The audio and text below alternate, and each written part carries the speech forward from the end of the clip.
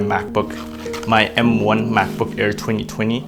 So I got this because it's gonna attach to the back of the MacBook.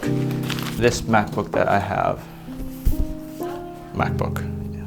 So this MacBook Air is from 2020, but I bought this 2021. It's one of the best MacBooks you can get for the price, for the technology, and for how good it is. It's amazing.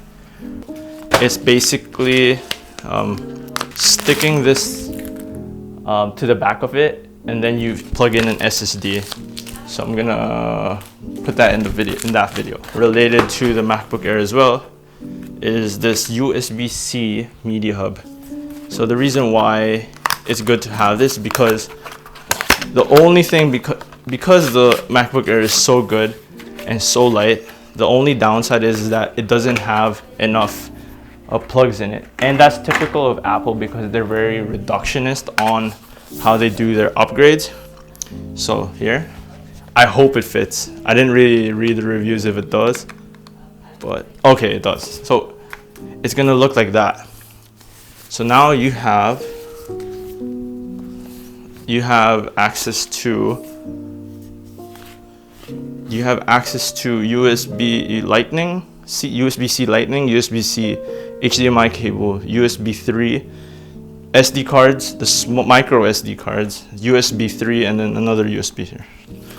So that's a good addition.